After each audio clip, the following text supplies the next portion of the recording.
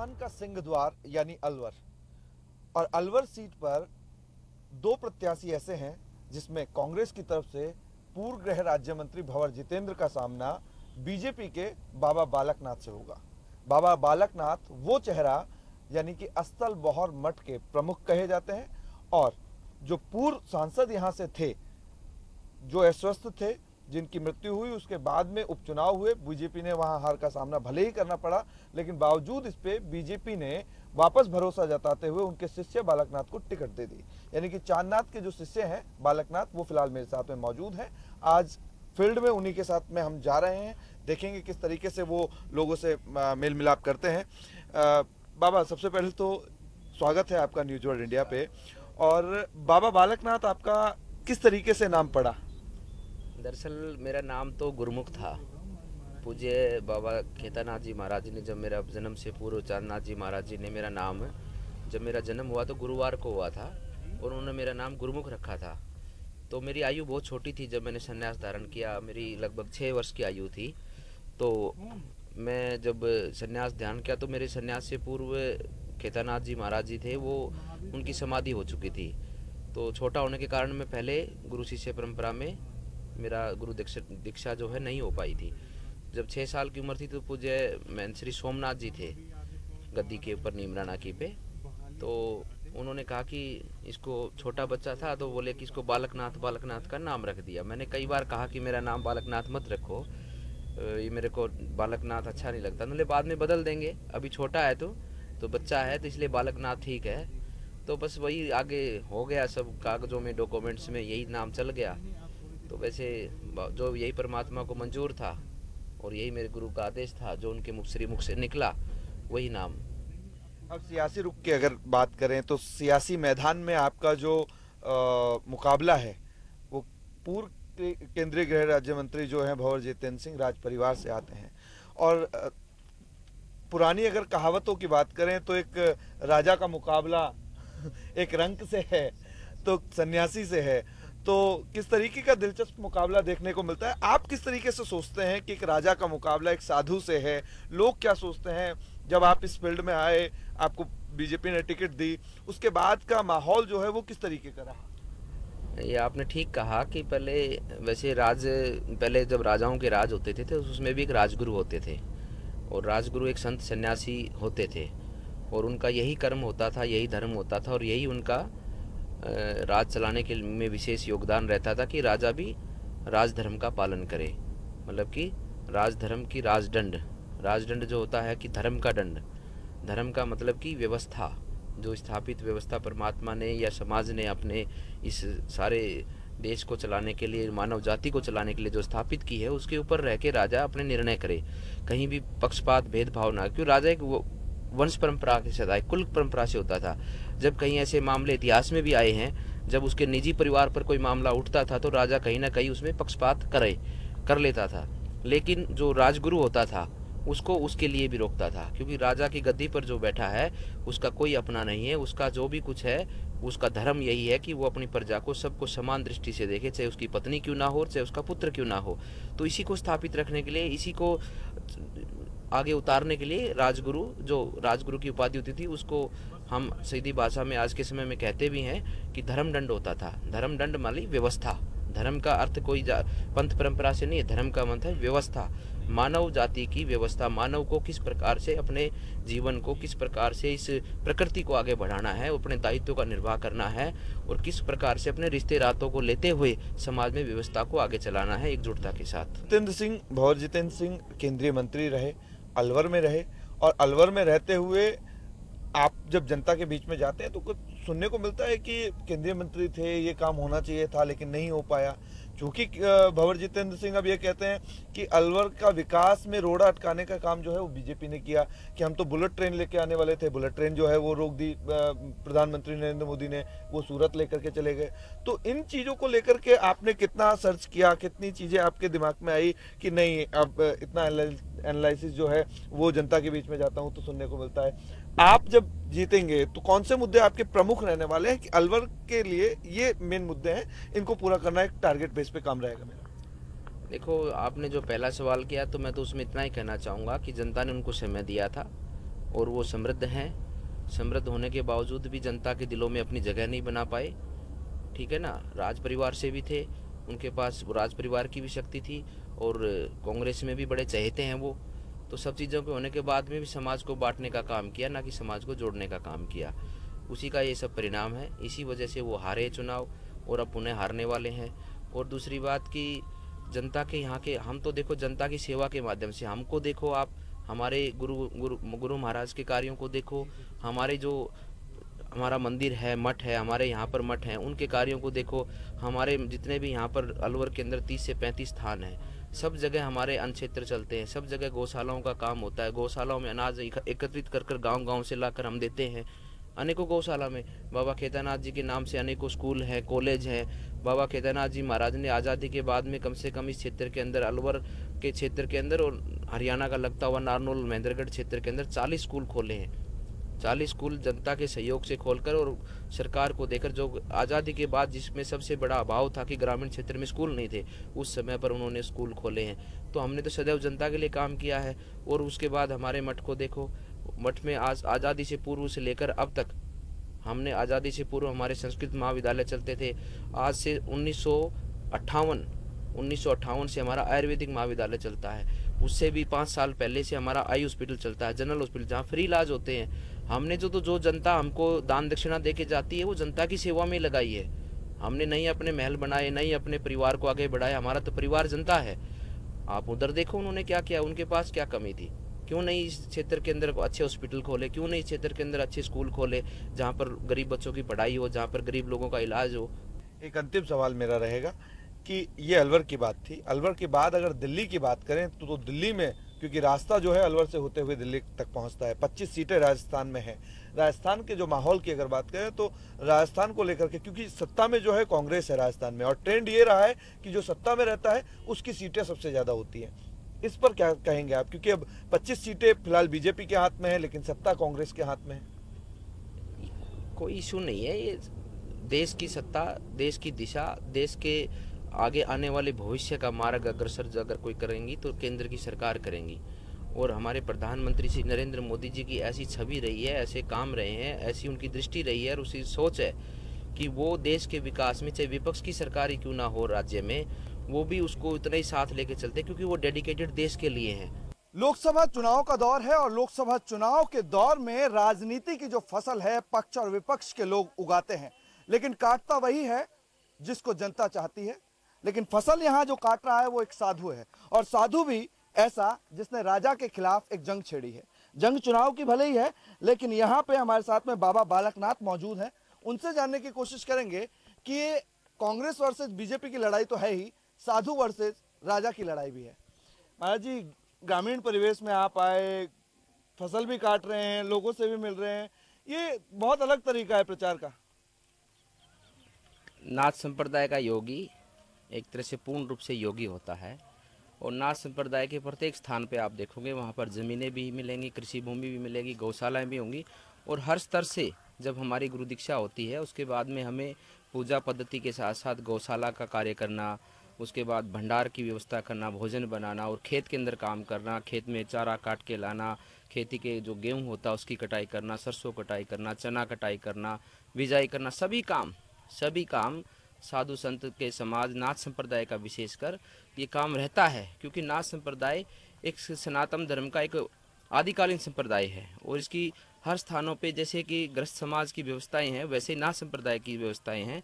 उनके आश्रमों की ज़मीन होती हैं, सब चीज़ें होती हैं, और वो अपना जीवन यापन उस आश्रम की ज़मीन है, गौशाला है, उसी माध्यम से करते हैं, और भगत सेवकों की दान दक्षिणा से भी करते हैं। पर नाथों में ये विशेषता है कि वो हर कार्य से जुड़े होते हैं। बस आप में हमारे में भेद इतना है कि हम समाज के लिए जीते हैं, हमारा सब कुछ समाज के लिए होता है, देश के लिए होता है, और हमारी परंपरा गुरु शिष्य परंपरा से आगे बढ़ती है। हाथ में दरात, पोशाक साधु की और खेत में फसल। मेरे को तो लग रहा है कि आपने जो राजनीति की फसल है ये हवा उड़ा देगी। देखो ऐसा है कि मैं इसको ये नहीं, आप लोग देखने वाले ये ना समझे कि एक राजनीति को दिखाने के लिए या स्टंट माने, बल्कि हम इन कार्यों से जुड़े हुए हैं, हम इन कार्यों को जानते हैं, और ये कार्य फसल की बिजाई कैसी होगी, कटाई कैसी होगी, कैसे उसका पालन पोषण होगा, और उस हर विषय को हम जानते हैं। तो हम तो अपनी बुजुर्ग माताओं के साथ, बहनों के साथ यही साझा करने आए थे कि मैं आपके इस जुड़े कार्य को भी जानता हूँ। मैं खेत में पशु के को दूध निकालना भी जानता हूँ, उसका न्याणा कैसे बंधेगा। अगर कोई, कई बार क्या होता है कि भैंस ब्याती है या गाय ब्याती है तो बच्चा फंस जाता है, उसको निकाला कैसे जाएगा, हम वो भी जानते हैं। तो मैं तो सिर्फ अपना यही इनको तसल्ली करवाने के लिए कि मैं हर कार्य से जुड़ा हुआ हूँ। साधु होने के साथ साथ में मैं सभी अपने खेती से जुड़े कार्य हों, चाहे अपने व्यवसाय से जुड़े कार्य हों, चाहे समाज को संगठित रखना, व्यवस्थित रखना, उससे कार्य हो, धर्म प्रचार का कार्य हो, मैं हर कार्य से जुड़ा हुआ हूँ। तो क्या लगता है कि अलवर लोकसभा चुनाव में जब आपका मुकाबला कांग्रेस के दिग्गज नेता से है, पूर्व केंद्रीय गृह राज्य मंत्री हैं, तो इस तरीके का जो जुड़ाव है जमीनी स्तर का, क्या आप ये खुद करना चाहते हैं? चूंकि आपके जो गुरु हैं वो मेहनत, चूंकि उनके बीमारी थी, बहुत ज़्यादा बेड रेस्ट उनको मिला, लगातार वो बीमार रहे, तो इन चीज़ों को लेकर के आप दिलों में उतरना चाहते हैं? हाँ, मैं जनता को ये विश्वास दिलाना चाहता हूँ कि मैं जनता जनार्दन की हर दुख से, हर दर्द से और हर खुशी के साथ उनके साथ सम्मिलित हूँ, और मैं उनके हर कार्य से जुड़ा हुआ हूँ। और मुझे हर कार्य करने का कोई मेरे को शर्म महसूस नहीं, मैं बल्कि अपना गौरव समझता हूँ कि मैं उनके साथ मिलकर और अपने इस जनता जनार्दन के, अपने देश के कुछ काम आऊँ। क्योंकि जिस परंपरा से हम जुड़े हैं, हम समाज के लिए ही अपने इस साधु संत के अंदर आए हैं, हम समाज के लिए, अपने देश के लिए ही आए हैं। तो बाबा बालकनाथ ने जिस तरीके से गेहूं की कटाई की, लोगों के दिलों में जगह बनाने की कोशिश की, लगता तो यही है कि अब लोकसभा चुनाव में इस तरीके की अलग अलग तस्वीरें जो हैं वो दिखाई देंगी। बहरहाल सफर जारी है और लोकसभा चुनाव पर कवरेज भी जारी है। सियासी मैदान में नेताओं को कई बार लड़ते हुए देखा होगा, और मैदान जब मारते हैं तो हंसी ठिठोली भी होती है, लेकिन जब मैदान में एक साधु उतरता है और वो क्रिकेट खेलता है तो बहुत सारी चीजें अलग होती हैं। खुद बालकनाथ मेरे साथ में मौजूद है, उनसे जानने की कोशिश करेंगे। आप बच्चों के साथ क्रिकेट भी खेलते हैं, किसानों के साथ फसल भी कटाते हैं, ये शौक बचपन का जो है वो अब तक नहीं जा रहा है? देखो, ऐसा है कि हम योग के अंदर भी, पूरी योग साधना के अंदर भी निपुण रहते हैं, हम योगासन भी करते हैं। और जब स्कूल में पढ़ते थे वहाँ रोहतक में, तो उस समय हम क्रिकेट, फुटबॉल, और विशेषकर मैं अच्छा खेलता तो हूँ शूटिंग, जो शूटिंग वॉलीबॉल होती है वो मैं अच्छा खेलता हूँ। और बाद में भी हम खेलते रहे, वहाँ पर गांव के सब लोग, शाम को बच्चे आ जाते हैं आश्रम में, और एक मैदान के अंदर शूटिंग है या क्रिकेट कभी कभार खेलते हैं। तो अच्छा है, खेलना चाहिए। और खेलने से एक तो बच्चों के मन की बात बाहर निकल के आती है, उनके साथ साझा होते हैं, और बच्चों के साथ बच्चा रहना ही मैं सबसे बड़ी बात है। क्योंकि बच्चे का मन सच्चा होता है, और बच्चा हमेशा हृदय से बिल्कुल साफ होता है। और मैं तो यही प्रार्थना करूंगा कि जीवन भर मुझे परमात्मा बच्चा ही रखे। नरेंद्र मोदी, बालकनाथ चूंकि आपका नाम है तो नाम से बहुत ज़्यादा अलग चीज़ें हो जाती हैं। नरेंद्र मोदी की एक योजना थी खेलो इंडिया, और खेलो इंडिया को लेकर के राज्यवर्धन सिंह राठौड़ हों खेल मंत्री, या फिर कई और चीज़ें हों, तो ग्रामीण प्रतिभाओं के लिए कहीं ना कहीं एक मंच मिला। आज जिस जगह पे है वो ग्रामीण परिवेश है, और ग्रामीण परिवेश को लेकर के जो प्रतिभाएं हैं वो बहुत आगे तक नहीं पहुंच पाती। आपका मुद्दा क्या रहने वाला है अलवर के युवाओं के लिए? देखो, देश में सबसे बड़ा मान सम्मान मिलता है सैनिक को, और उसके बाद में अगर किसी को मिलता है तो खिलाड़ी को मिलता है। और खेलने से एक तो हमारा मानसिक संतुलन, मानसिक विचारधारा वो संतुलित रहती है, और फिजिकली तो फिट रहते ही रहते हैं।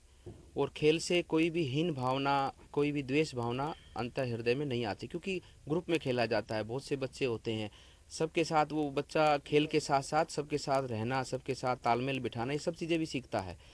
तो खेल को आगे बढ़ाना, और आज के समय की भागदौड़ की ज़िंदगी को देखें तो खेल एक रोजगार का भी माध्यम है, कि खेल के साथ अपना जीवन व्यापन करना। मैं तो कहता हूँ कि युवा अगर जिस भी विषय में वो अपने आप को अच्छा मानता है, खेल हो, शिक्षा हो, या कोई भी मैकेनिकल वर्क हो, कोई भी वर्क हो, आज हर काम की ज़रूरत है देश को, हर काम की पूरे विश्व को ज़रूरत है।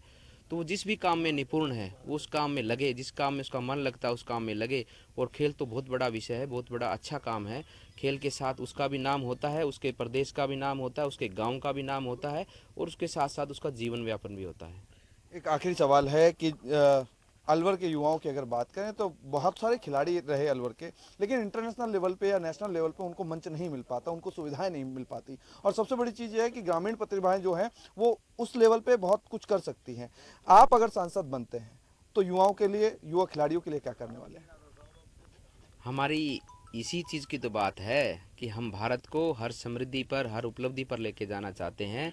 जिस प्रकार की रूपरेखा प्रधानमंत्री श्री नरेंद्र मोदी ने लिखी है और जिस प्रकार के कार्यक्रम पिछले 5 सालों में हुए हैं, आने वाले 5 साल में हर एक गांव के अंदर प्रतिभाओं को तराशने का, प्रतिभाओं को निखारने का और प्रतिभा जो है हमारे देश के खिलाड़ी, उनको छांट छांट कर विश्व पटल पर लेके जाने का, ये सभी संकल्पों के लिए तो भारतीय जनता पार्टी प्रतिबद्ध है।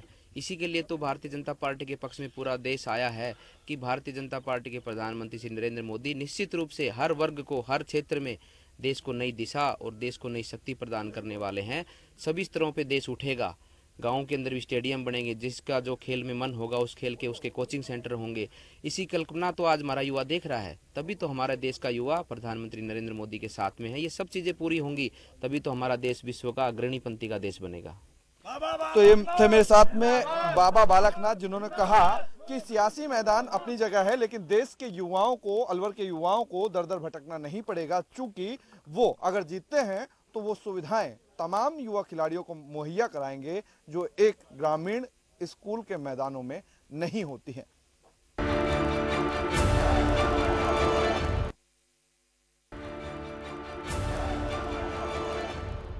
इस वक्त मेरे साथ में मौजूद हैं अलवर लोकसभा सीट के कांग्रेस उम्मीदवार और कांग्रेस के दिग्गज नेता भंवर जितेंद्र सिंह।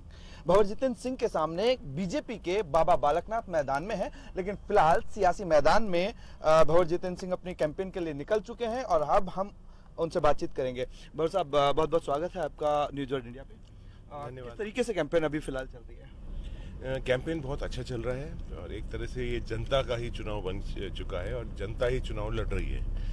इस तरह का एक माहौल अलवर के अंदर बन चुका है और बहुत अच्छा रिस्पांस मिल रहा है। 2014 में मोदी लहर थी और आप सामने थे। बाबा बालकनाथ यहाँ से प्रत्याशी थे, जीते जरूर थे, लेकिन लोगों में जिस तरीके से आपने देखा, उसके बाद लोकसभा उपचुनाव हुए, लोकसभा उपचुनाव में आपने लीड भी ली और जिस तरीके से लीड ली उसके बाद में अलवर जिले की विधानसभा सीटों की बात करें तो वहाँ पे भी बहुत अच्छा आपको रिच मिला है। तो क्या देखते हैं आप इस फिलहाल के इलेक्शन को लेकर के? देखिए, जो पिछला 5 साल पहले जो चुनाव हुआ था 2014 के अंदर, उसके अंदर जो हमारी अलवर की भोली भाली, और अलवर ही नहीं लेकिन देश की भोली भाली जनता ने बहुत सारे जो वादे, बहुत सारे जो जुमले मोदी जी ने करे थे, उनके सहयोगी ने करे थे, वो मान लिए। जिसमें 15 लाख नौकरी की अकाउंट में डालने की बात हो या 2 करोड़ नौकरी की बात हो, ये सब लोगों के ऊपर विश्वास कर लिया था। लेकिन जो अगला हमारे यहाँ माननीय सांसद जी रहे थे, चांदनाथ जी, वो आ नहीं पाए अलवर। फिर उसके बाद उनका स्वास्थ्य भी खराब हो गया, फिर उनका स्वर्गवास भी हो गया। लेकिन इसके साथ साथ जो अलवर का एक बहुत बड़ा जो नुकसान हुआ है कि 5 साल के अंदर जो बड़ी बड़ी योजनाएं थी वो सारी एक तरह से ठप हो गई। अलवर में नेशनल लेवल की बड़ी बड़ी योजनाएं हो गई, खासतौर से हमारा इंटरनेशनल हाईवे अड्डा, उसके साथ साथ हाई स्पीड ट्रेन जो दिल्ली से पूरा इंडस्ट्रियल एरिया भिवाड़ी जोड़ते हुए, नीमराना होते हुए, खैरतल होते हुए अलवर। इसके साथ साथ सैनिक school was a very very big project वास। उसके साथ ESI मेडिकल कॉलेज 850 करोड़ रुपए का, वो भी बन के हो चुका है। चंबल के पानी की योजना, तो ये जितनी भी हमारी बड़ी योजनाएं थी जो कई 50 सालों में, 100 सालों में एक बार आ सकती हैं, वो सारी बंद हो गई। तो लोगों के अंदर एक बहुत बड़ा गुस्सा है, एक नाराजगी है कि अलवर के साथ सौतेला व्यवहार क्यों। जिस तरीके से अभी वापस से एक बाबा को प्रोजेक्ट बीजेपी ने किया है और उनका मानना है कि सर्जिकल स्ट्राइक जैसे मुद्दों को लेकर के बीजेपी अलवर में भी लोकसभा चुनाव को भुनाने की कोशिश करेगी। वहीं राहुल गांधी जो जिस न्याय योजना की बात को लेकर कर रहे हैं, तो अभी फिलहाल 2 ही मुद्दे देश में है। राहुल गांधी की बात करें, कांग्रेस की बात करें तो न्याय योजना पर बहुत ज्यादा फोकस कर रही है, तो वहीं बीजेपी फोकस कर रही है सर्जिकल स्ट्राइक पे। चूंकि आप केंद्रीय गृह राज्य मंत्री रह चुके हैं, तो किस तरीके से देखते हैं सर्जिकल स्ट्राइक के मुद्दे को जिस तरीके से बीजेपी भुनाने की कोशिश कर रही है? सबसे पहले तो मुझे बहुत बड़ा आश्चर्य हो रहा है और जनता को भी आश्चर्य हो रहा है कि बाबा जी जो है हमारे यहाँ लड़ रहे हैं, सम्माननीय है, पूजनीय है, उनको कैसे टिकट मिल गया? क्योंकि ये हाउ इज ही क्वालिफाइड? उनका कोई अलवर से कनेक्ट नहीं, उनका कोई अलवर के, मुझे लगता नहीं है कि उनको अलवर की उनसे पूछें तो कितनी अलवर के अंदर पंचायत समितियां हैं, कितनी तहसीलें हैं अलवर के अंदर, तो उनकी क्या ऐसी क्वालिफिकेशन हो गई? 15 दिन पहले आए और वहाँ से चुनाव लड़ रहे हैं। इसके अंदर जनता भी कोशिश कर रही है कि जानने के लिए, और गले नहीं उतर रही बात कि किस तरह से बाबा जी आकर और अलवर के लिए विकास, अलवर की आवाज़ लोकसभा के अंदर उठाएंगे। तो ये एक बहुत बड़ा प्रश्न अभी भी आम आदमी के बीच में बना हुआ है। उसके साथ साथ ज़रूर अब जब भारतीय जनता पार्टी ने देख लिया है कि जो बीजेपी कैंडिडेट है बहुत वीक है, एक तरह से उसके गले नहीं उतर रही है वो जनता के बीच में, तो उन्होंने अब कोशिश कर दी है कि अब एक इलेक्शन इस तरह से करा जाए, जितेंद्र सिंह वर्सेस मोदी का इलेक्शन हो जाए। लेकिन अलवर की जनता, क्योंकि राठ का जो हमारा इलाका है और ख़ास तौर से यहाँ बहुत सारे एक्स सर्विसमैन हैं और बॉर्डर्स के ऊपर भी अभी भी जा रहे हैं, और एक तरह से बॉर्डर्स का ऑफिसर्स की एक बहुत बड़ी संख्या है अलवर के अंदर।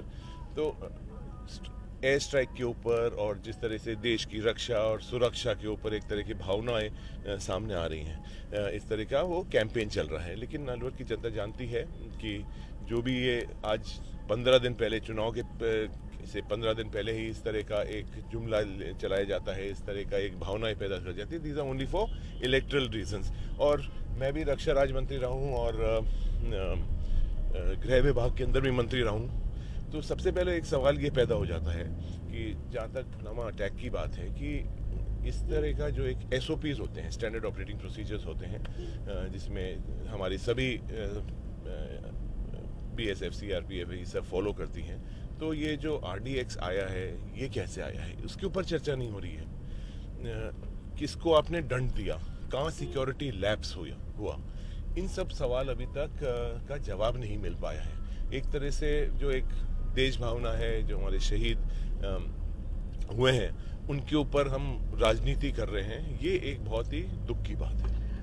केंद्रीय मंत्री चूंकि आप रहे, खेल मंत्री भी आप रहे, और कर्नल राज्यवर्धन सिंह राठौड़ भी फिलहाल खेल मंत्री हैं। खेलो इंडिया को लेकर के प्रधानमंत्री नरेंद्र मोदी ने स्कीम तो चालू की है, लेकिन धरातल पे आपको लगता है कि ग्रामीण परिवेश में, चूंकि आप यहाँ अलवर में रहते हैं, कि ग्रामीण परिवेश के जो खिलाड़ी हैं उनको एक नेशनल लेवल पे वो सुविधा मुहैया हो पाई? क्योंकि आपके पास भी वो डिपार्टमेंट रहा था।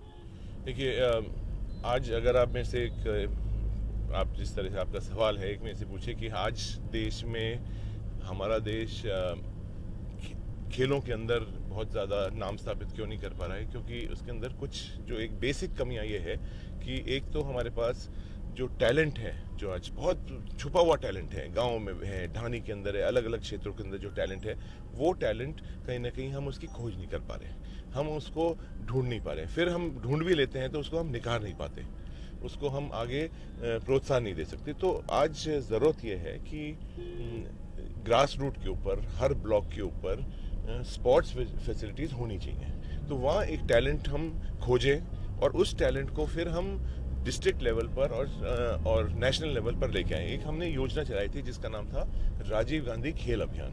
वो जो योजना थी वो इस सरकार ने, वर्तमान सरकार ने बंद कर दी। शायद उसका नाम राजीव गांधी जी के नाम से जुड़ा हुआ था, तो शायद उनने उस पूरी योजना को ही बंद कर दिया। ये बहुत ही दुख की बात थी। उसके अंदर हम हर ब्लॉक लेवल पर लगभग 4000 ब्लॉक इस देश के अंदर हम स्पोर्ट्स फैसिलिटी, यानी एक इंडोर स्टेडियम और आउटडोर स्टेडियम हम बनाएंगे। और उसके साथ साथ वहाँ 17 अलग अलग तरह के स्पोर्ट्स के लिए फैसिलिटीज़ रहेंगी। 3 कोचेज़ हर एक तरह से स्पोर्ट्स फैसिलिटी पर होंगे। 3 लाख रुपए हम उनको हर साल देते, जिसमें वो पूरे उस गांव के आसपास के गांव का स्पोर्ट्स के एक इवेंट करवाता।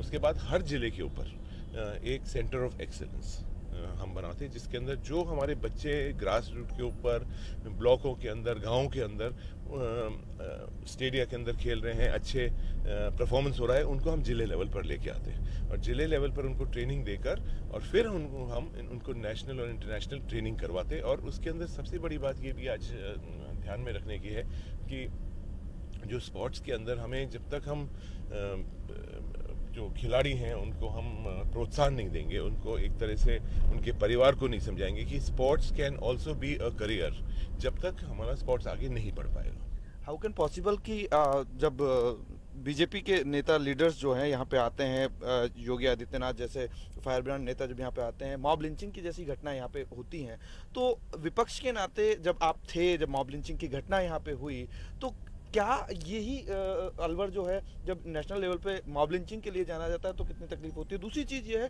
कि अब चूंकि बाबा बालकनाथ ने कहा कि योगी आदित्यनाथ वगैरह सब लोग यहाँ पे आएंगे, कितना इम्पैक्ट पड़ेगा उस चीज का, चूंकि आप भी 18 को फॉर्म फिल कर रहे हैं, तो राहुल गांधी और प्रियंका गांधी का यहाँ पे किस तरीके से शेड्यूल रहने वाला है आपके साथ। देखिए, अलवर तो एक तरह से एक भारतीय जनता पार्टी ने एक प्रयोगशाला बना रखी है। यहाँ बहुत सारे तरह के इंसिडेंट्स होते रहते हैं, करवाते रहते हैं, और मॉब लिंचिंग यहाँ 2-3 जगह हो चुकी है, और ये सब चुनाव के आसपास ही होती है। पिछली बार हमारा बाई इलेक्शन हुआ अलवर के अंदर, तो उसके 15 दिन पहले मॉब लिंचिंग हो गई। उससे पहले हमारा यहाँ विधानसभा का इलेक्शन था, तो मॉब लिंचिंग हो गई। तो एक तरह से ये एक अलवर के एक बहुत संवेदनशील एक माहौल बना के रखते हैं। मैं तो सिर्फ इतना ही कहना चाहूँगा कि हमारे मुख्यमंत्री जो हैं उत्तर प्रदेश के, वो यहाँ आए थे और उनने 5 मीटिंग करी 5 अलग अलग विधानसभाओं के अंदर। उन्होंने बहुत कैंपेनिंग करी और वो 5 ही हार गए।